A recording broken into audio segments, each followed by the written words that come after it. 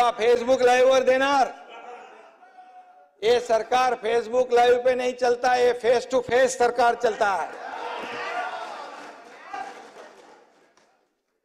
जयंतराव काय झालं, एकदम सिरियस झाले?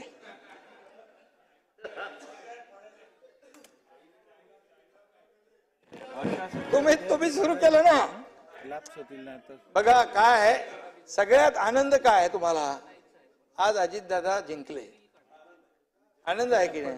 ते आहे, मानलं पाहिजे की नाही? लोकशाहीमध्ये मांडायची आहेत ना फक्त.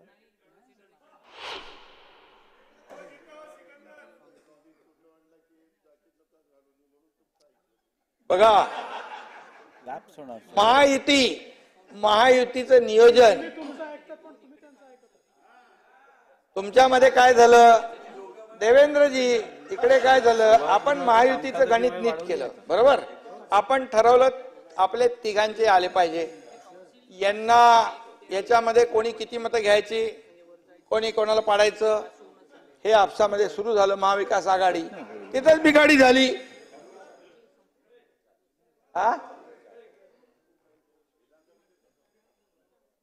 अरे आता काय आहे, आता लाडकी बहीण, ही आपली लाडका भाऊ, आता लाडका भाऊ योजना काढा म्हणाला कोणतरी.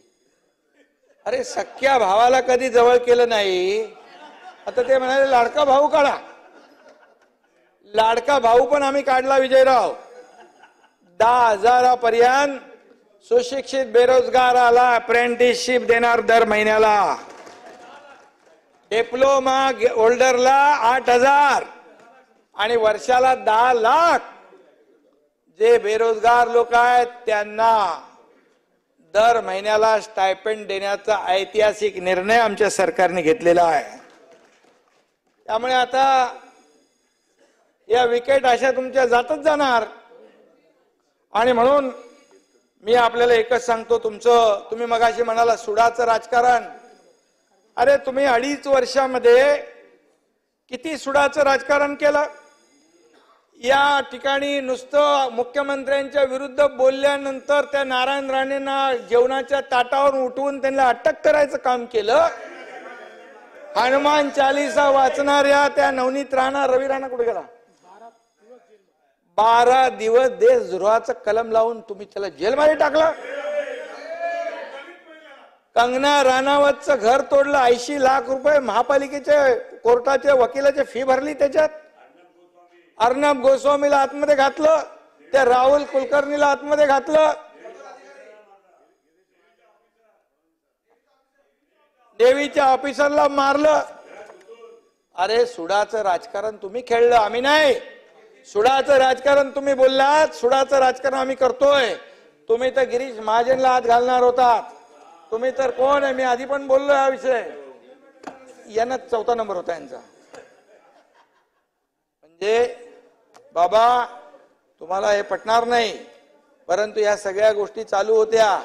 अजितदादा बोलत होते असं करू नका. अजितदादा बरोबर आहे, बरोबर आहे. आणि म्हणून तुम्ही सांगत होता करू नका. अरे मी सांगितलं नका करू. हे असं केलं ते वरती 2 जण बसलेले आहेत ना, त्यांचा बुलडोझर येईल मग. आणि म्हणून ते तुम्हाला सांगतो, त्यांना संधी नाही दिली. मला माहित पडलं आता यांचा गेम माझ्या सकट सगळ्यांना अडचणीत आणायचा आहे. आणि मग याच दिवशी 2 वर्षापूर्वी आम्ही धाडशी निर्णय घेतला. सत्तेवर लात मारून पाय उतार झालो आम्ही. इतिहास घडवला.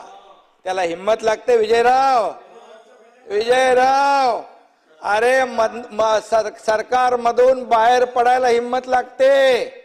ती हिम्मत आम्ही दाखवली आणि जनतेच्या मनातलं सरकार आम्ही आणलं.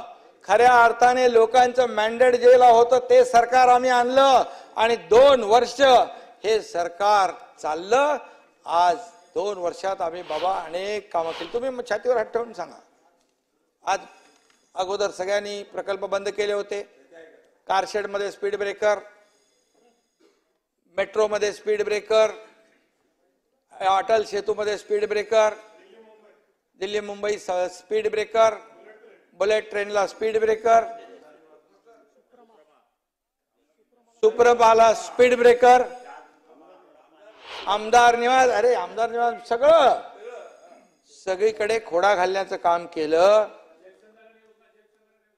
जलयुक्त शिवार योजना, अरे शेतकऱ्याची योजना ती पण बंद पाडली, ती पण बंद पाडली.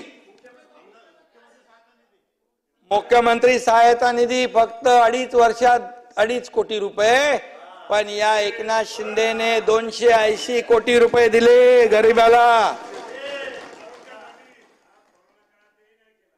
रस्त्यावर पण, गाडीत पण, ऑफिस मध्ये पण, घरी पण मुख्यमंत्री सहायता निधीचे अर्ज आल्यावर फटाफट पेन निघतो, लगेच सही होते. तिकडे सुनील काय होतं, पेनच नव्हता. आणि म्हणून मी आपल्याला एवढंच सांगतो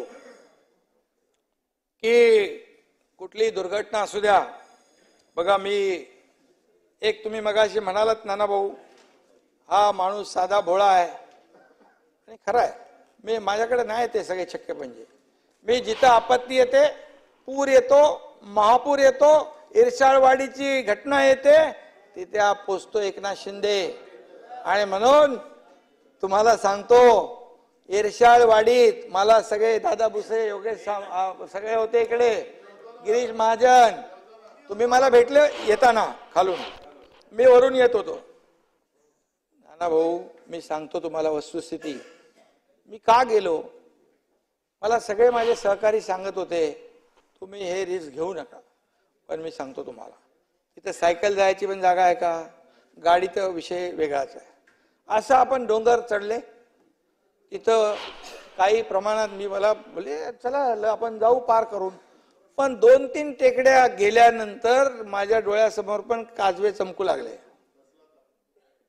आणि हे गिरीश भाऊ बोलतोय अरे माझ्यावर खूप रागवले ते, परंतु मी गेलो का, तिथं वरती एनडीआरएफचे लोक काम करत होते, तिथे एनडीआरएफचे लोक काम करत होते. बाबा तिथली परिस्थिती आपण जर पाहिली, धुकं होतं, पाऊस होता, वारा होता, आणि एकीकडे ते मलबा हटवायचं काम चालू होतं, दुसरीकडे खड्डे खोदत होते दुसरी टीम, त्या डेड बॉडी गाडण्यासाठी. अशा परिस्थितीमध्ये मी तिथे गेलो. त्या दरडग्रस्त जे होते, ज्यांचा मृत्यू झाला, त्यांच्या नातेवाईकांना मी भेटलो. त्या एनडीआरएफच्या लोकांना वाटलं अरे मुख्यमंत्री आपला आला, एक मॉरल सपोर्टची आवश्यकता असते, पण मी तिथे जीवाची म्हणजे काय फिकीर केली नाही. आणि अशा तुम्ही होते, तुम्ही पण आले, आणि म्हणून हे घरात बसून काम करून राज्य चालवता येत नाही, हे तर पवार साहेबांनी सांगितलंय, त्या पुस्तकात लिहिलंय. हा, इरशाळवाडीतली घरं कंप्लीट तयार झाली, आणि त्याचं ते बघा कशी का केलेली आहेत, चांगली केलेली आहेत आपण. आणि म्हणून या ठिकाणी मी आपल्याला एवढंच सांगेन की गर्दी असते, कार्यकर्ते येतात, त्यांना भेटतो, सगळ्या गोष्टी आहेत. सर्वसामान्य शेतकरी कुटुंबातला मी असल्यामुळे मला शेतकऱ्यांची दुःख माहित आहे, जाणीव आहे. आणि म्हणून आम्ही एनडीआरएफचे नियम बदलून टाकले, दुप्पट केलं, 2 हेक्टरचे 3 हेक्टर केले. सततच्या पावसाचं नुकसान मिळत नव्हतं, तेही देऊ लागलो. गोगलगाईचा कारभार अगोदर होता, गोगलगाईने नुकसान केलेले तेही आम्ही भरून दिलं. 8,500चे 13,500 केले. आमचा मंत्री आपण पोचतो लवकर कुठं पण. आणि म्हणून, आणि खरं म्हणजे नाना भाऊ मी नेहमी सांगतो की मी स्वतःला सीएम कधी समजत नाही, मी स्वतःला कॉमन मॅन समजतो. सीएम म्हणजे कॉमन मॅन हे मी समजतो. कारण शेवटी डोक्यामध्ये ती हवा गेल्यानंतर रस्त्यावरचा कार्यकर्ता, जमिनीवरचा कार्यकर्ता हवेत चालू लागतो. आणि म्हणून गर्दी हेच माझं टॉनिक आहे. गर्दीची मला कधीच ॲलर्जी नव्हती, परंतु काही लोकांना जरा जरी गर्दी झाली की लगेच सर्दी होते, असे काही लोक आहेत. आणि म्हणून या ठिकाणी मी आपल्याला सांगेन, मुख्यमंत्री माझी लाडकी बहीण योजना वर्षाला 18,000 रुपयांचा माहेरचा आहेर आम्ही त्यांना देतोय. मुख्यमंत्री अन्नपूर्णा योजना, 3 मोफत गॅस सिलेंडर, महिलांना 50% तिकिटामध्ये सवलत, ज्येष्ठांना मोफत एसटी बाबा,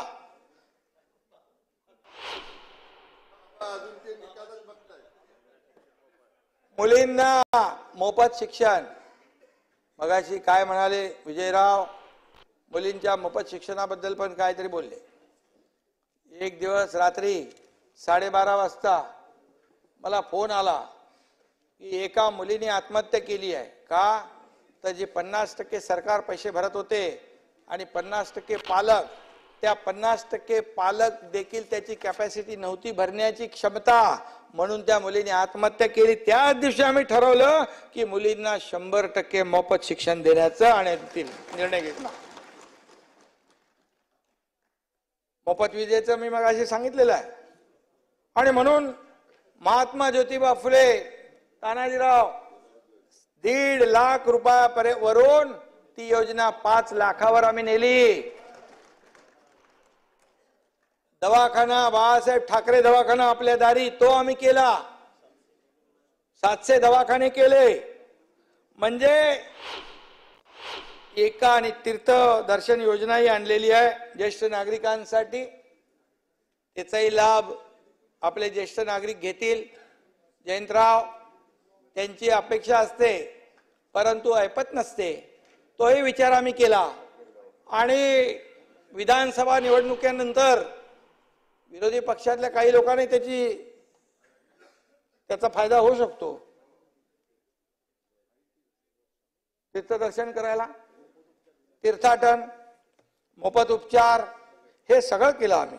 म्हणजे बघा विजयराव, बघा एका सुखी कुटुंबासाठी काय हवंय, काय नको, याचा विचार करून या योजना आखल्यात आम्ही. आणि म्हणून विजयराव, अशा प्रकारचे योजना आणणारं हे पहिलं सरकार आहे. दवाखाने वाढवू ना आपण, बिलकुल वाढवू, दवाखाने वाढवू. कारण नाही बिलकुल वाढवणार. आणि सगळ्यांचा इलाज आम्ही करू, पूर्ण सगळ्यांचा उपचार. आता काय हे सगळे योजना केल्या ना राजेशजी, या योजना केल्यानंतर काही लोकांना पोटदुखी होईल, मळमळ होईल, त्रास होईल, त्यांचा मोफत इलाज त्या बाळासाहेब ठाकरे आपल्या दवाखान्यामध्ये होईल मोफत. आणि म्हणून काही लोक नेहमी आरोप, टीका, अधिवेशन झालं की पायऱ्यांवर एक दिवस पण असा गेला नाही की सरकारला शिव्या दिल्या नाही, सरकारच्या विरोधात बोलले नाही. शिव्या शाप कायम आम्ही ऐकत असतो. परंतु आम्ही नेहमी म्हटलं की शिव्या शाप आणि आरोपाला उत्तर आम्ही आरोपातून देणार नाही, आरोपाला आम्ही कामातून उत्तर देऊ. आणि म्हणून ती कामं या राज्यभरामध्ये सुरू आहेत. विकास आणि कल्याण, म्हणजे एकीकडे विकास चालू आहे, बंद पडलेले प्रकल्प आम्ही सुरू केले, आणि दुसरीकडे लोक कल्याणकारी योजना या ठिकाणी सर्वसामान्य लोकांसाठी आम्ही केल्या. कधी विचार तरी केला होता तुम्ही? तुम्हाला पण हे अनपेक्षित होतं? हा एवढा मोठा निर्णय सरकार घेईल असं तुम्हाला वाटलंच नव्हतं. एकदम तुम्ही लोकसभेच्या त्या आनंदामध्ये मग्न होते. आणि काय त्याला म्हणतो आपण,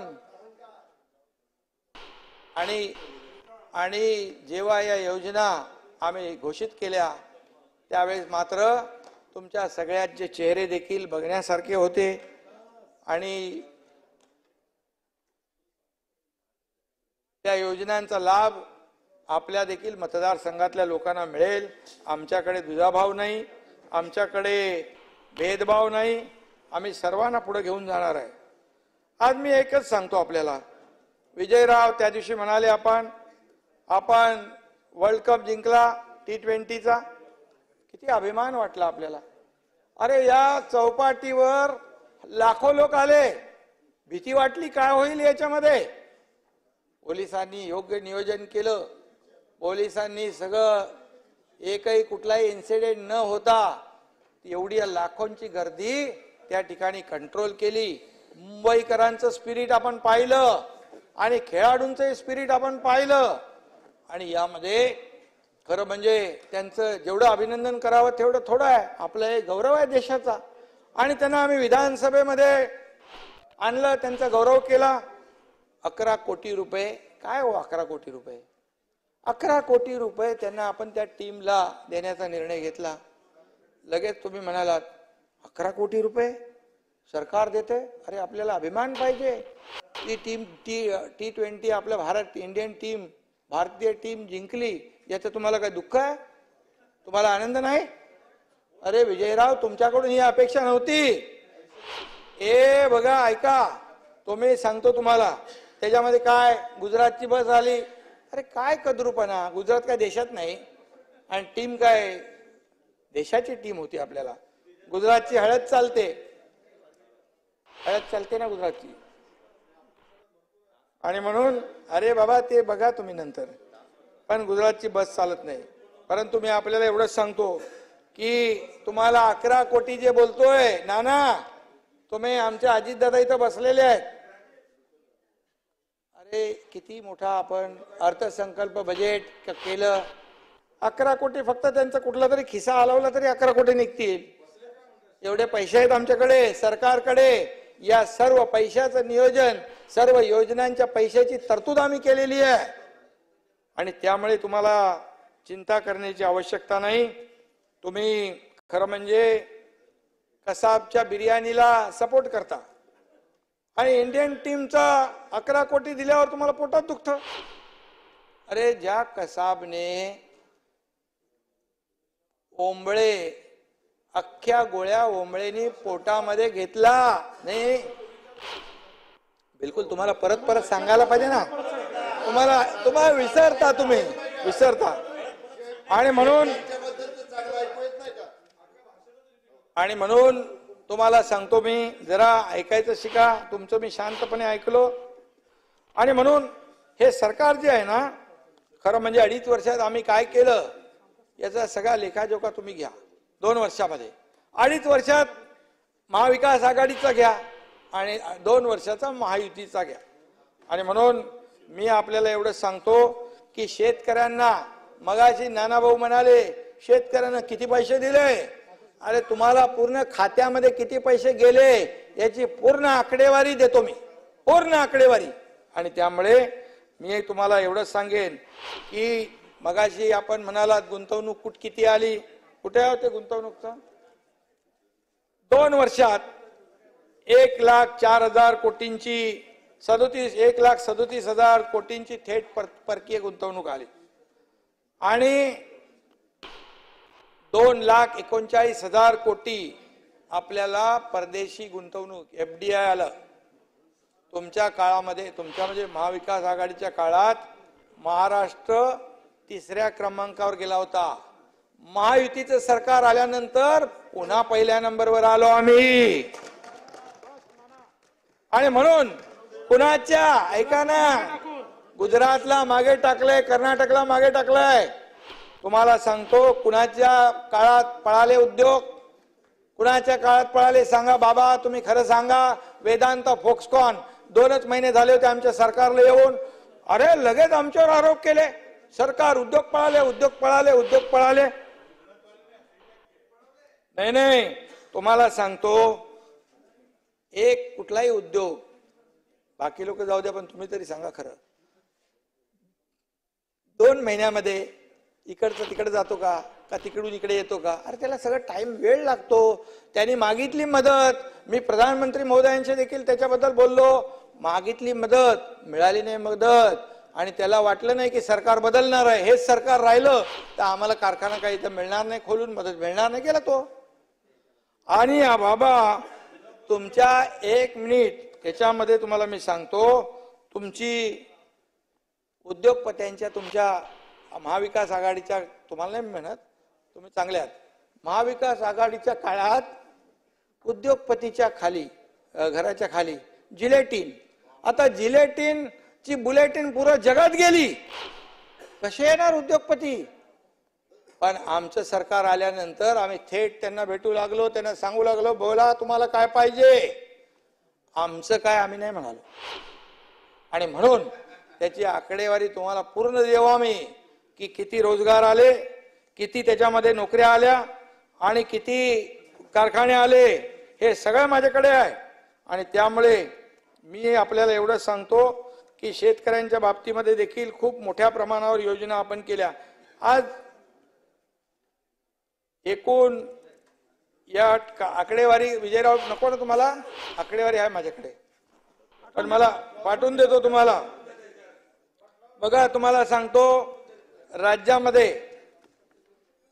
191 उद्योगांना आम्ही LOI दिला. 1,71,000 कोटी गुंतवणूक आली. 1,20,000 रोजगार मिळणार आहेत. Mega leather footwear cluster development आहे. PM मित्रा मल्टी मॉडल लॉजिस्टिक पार्क आपण करतोय. इलेक्ट्रॉनिक क्लस्टर करतोय. जेम्स अँड ज्वेलरी पार्क करतोय. बल्क ड्रग पार्क गेला गेला गेला गेला बोलले, अरे बल्क ड्रग पार्क आपण करतोय बाबा सरकारच्या माध्यमातून. मेगा एक्वा मरीन पार्क करतोय. आणि म्हणून यामध्ये कृषी विभागात देखील आपल्या राज्य सरकारने काम केलं चांगलं, म्हणून राज्याला देखील चांगलं राज्य, कृषी मध्ये चांगलं काम करणारं राज्य म्हणून आपल्या राज्याला पुरस्कार देखील मिळाला आहे, कृषी पुरस्कार. आणि म्हणून मी आपल्याला सांगतो, मी तुमचा आज काय ते तिकडे त्याचं नानाचं आणि सगळ्यांचा मूड खराब झालेला आहे.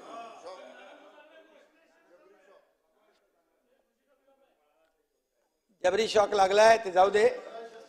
आणि म्हणून सिंचनाचा अनुशेष आपल्याला सांगतो, विदर्भासाठी नाना वैनगंगा, नळगंगा, पैनगंगा नदीजोड प्रकल्प आणि ते तुम्ही बंद केलेलं ना, आपण चालू केलं. मराठवाडा वॉटर ग्रीड बंद केलेलं, ते आम्ही सुरू केलं पुन्हा. आता त्याच्यामध्ये अरे देणार आम्ही, हा देतोय ना. आणि म्हणून उद्धवजीला केली आणि आता पूर्ण झाली. त्याला बघा 28,575 कोटी खर्च येणार आहे. आणि त्याच्यामध्ये 62.57 TMC पाणी पुरवठा होणार आहे. आणि 6 जिल्ह्यामध्ये विजयराव, 6 जिल्ह्यात तुमच्याकडेच आहे ते 7,85,000 अनुशेष होता, तो आपण 7,12,000 हेक्टर अनुशेष दूर होईल. आणि म्हणून अमरावती वाशिम जिल्ह्याचा अनुशेष दूर होईल. आणि म्हणून यामध्ये मी डिटेलमध्ये जात नाही, त्याच्यामध्ये एवढंच सांगतो की आम्ही या सगळ्या याच्यामध्ये मगाशी नाना भाऊ म्हणाले काय ते कुठलं कापूसाचे बॅग, कापूस बॅग ना, कापसाचं बॅग नाही, कापसाच्या बॅग बद्दल बोलले आपण. पण तुम्ही कोविड मधल्या डेड बॉडी बॅग विसरले. डेड बॉडी बॅग विसरले तुम्ही. डेड बॉडी बॅग मध्ये पैसे खाल्ले ते विसरले.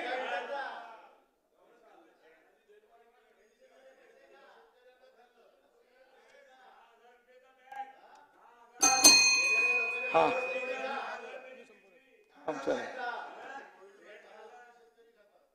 नाही. आणि मला खरं म्हणजे तुम्ही काय करता वरती, तुम्ही म्हणाला पापाचा घडा भरला. अरे तुम्ही खिचडीमध्ये पैसे खाऊ लागले, कोविड मध्ये पैसे खाऊ लागले, कोविड सेंटर मध्ये पैसे खाऊ लागले, डेड बॉडी बॅग मध्ये पैसे खाऊ लागले. हे तर पापाचा घडा कुणाचा भरेल. आणि म्हणून बघा नाही.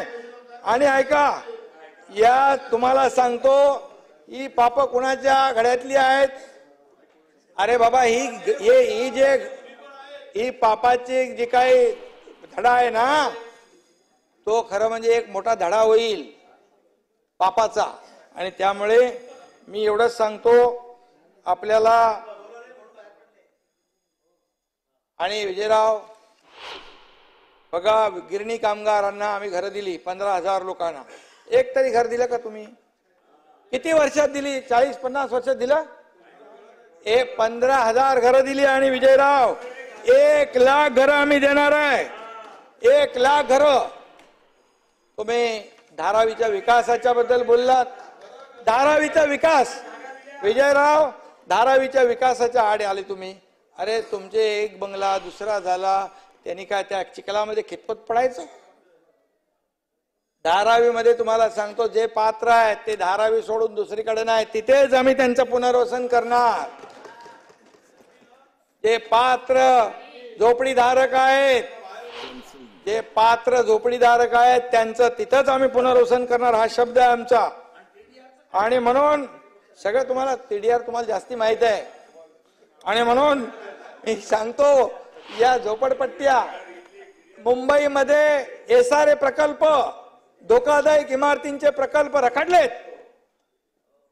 का रखडले विजयराव? आम्ही आता एक निर्णय घेतलाय की त्यांना भाडं मिळत नाही, घरं खाली करून गेले ते बाहेर, त्यांचा काहीच राहिलेलं नाही, घर मिळेल की नाही याची शाश्वती नाही. म्हणून म्हाडा बरोबर MMRDA, MSRDC, शिडको, महाप्रीत, BMCच्या जागेत असलेले BMCचे प्लॉट, हे सगळं मिळून आपण सरकारच्या माध्यमातून याचा विकास करणार आहोत, पुनर्विकास.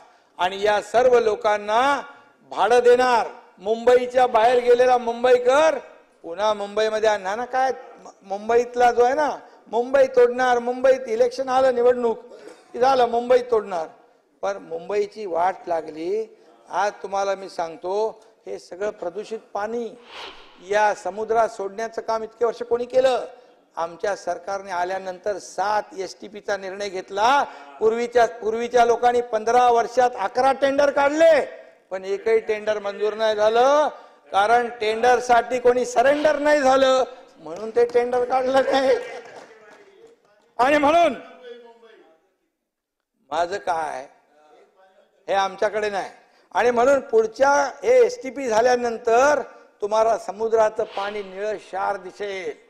का प्रदूषित केले एवढं वर्ष? आणि म्हणून नाना तुम्ही माहिती घ्या, कॉन्क्रीटचे रस्ते का केले नाही? का खड्ड्यातून प्रवास घ्यायला? त्या खड्ड्यावर एका त्या मुलीने, काय तिचं नाव, मनीषका का मलिष्का, तिने गाणं केलं, तिला जेलमध्ये टाकलं. अरे सरकार आमचं आल्यानंतर पहिला निर्णय आम्ही घेतला की या खड्ड्यांमध्ये मुंबईकर प्रवास करणार नाही, खड्डे मुक्त मुंबई झाली पाहिजे, याच्यासाठी आम्ही निर्णय घेतलाय.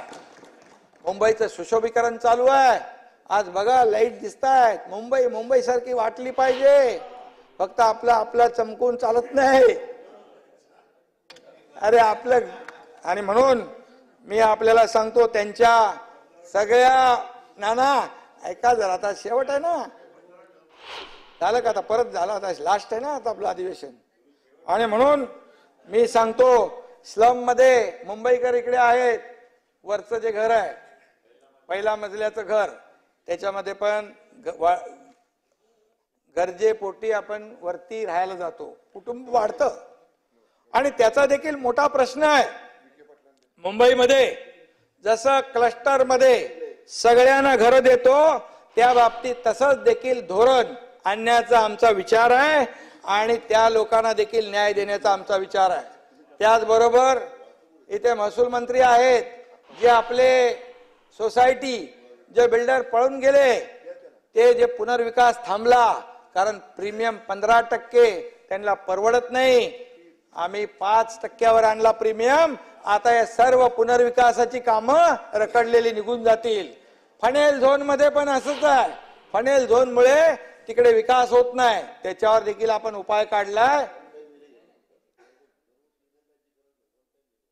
वन टाइम येणे करण्याचा निर्णय आपण घेतलाय. या मुंबईतले सगळे पुनर्विकासाचे प्रकल्प जे आहेत, फनेल, योगेशजी आपण निर्णय काय घेतोय? तुम्हाला हाईट रेस्ट्रिक्शन, समजा तुम्हाला 40 मजले बांधू शकता, पण त्या रेस्ट्रिक्शन मुळे 30च बांधता येतात तुम्हाला. मग कोणी डेव्हलपर येत नाही, ते विकासक येत नाही, सोसायटीत राहणाऱ्या लोकांना परवडत नाही. म्हणून त्यांना वरच्या 10 मजल्याचा TDR आपण देणार. आणि त्याच्यामध्ये त्यांना त्या पैशातून त्याचा पुनर्विकास होणार. त्यांना प्रॉफिट होणार नाही, परंतु त्यांच्या खिशातले पैसे जाणार नाही. हा निर्णय आपण घेतोय. मुंबईकरांसाठी हे निर्णय कायद्यामध्ये आम्ही बदल केले. हे जितेंद्र आव्हाड इकडे बसलेत, ते म्हाडाचे मंत्री होते, त्यांना विचारा. एकदा पण माझ्याकडे फाईल घेऊन यायचे, कधी विचारलं मी तुम्हाला, लगेच सही केली मी ताबडतोब. काय मुंबईकरांचा प्रश्न आहे, लगेच केलं.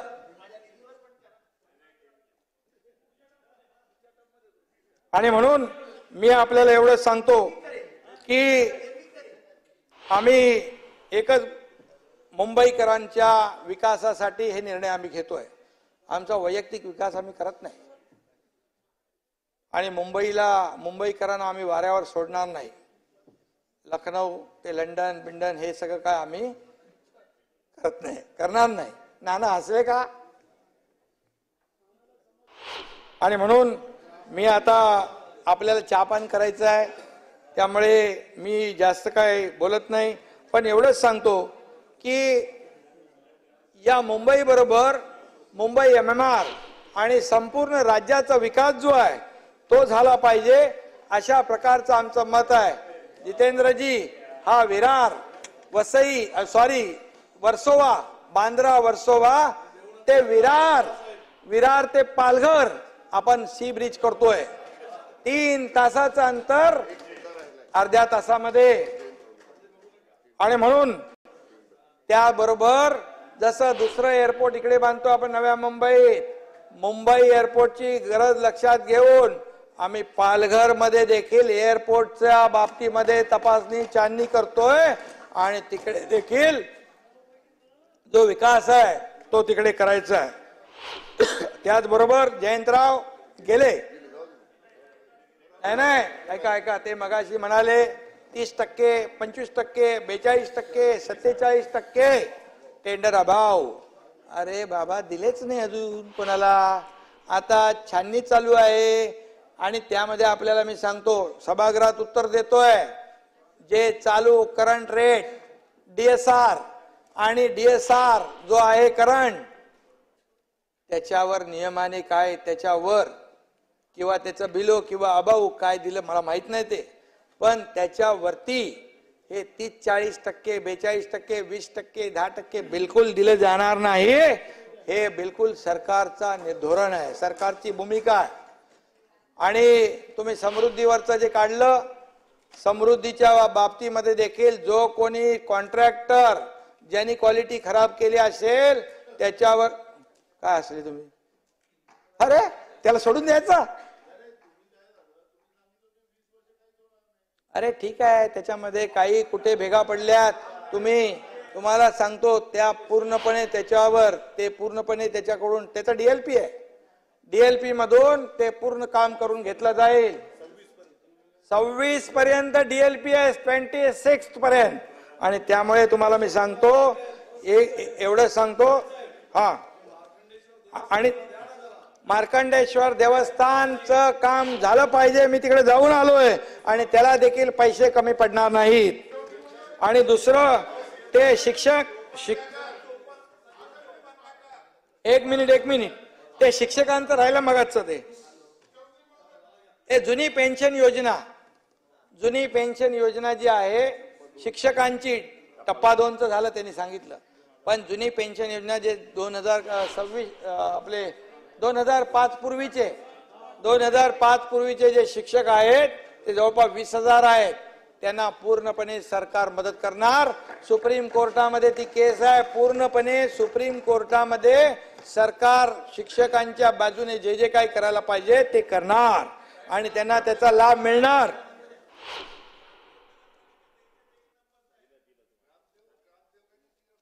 एक देतो तुम्हाला, थांबा ना.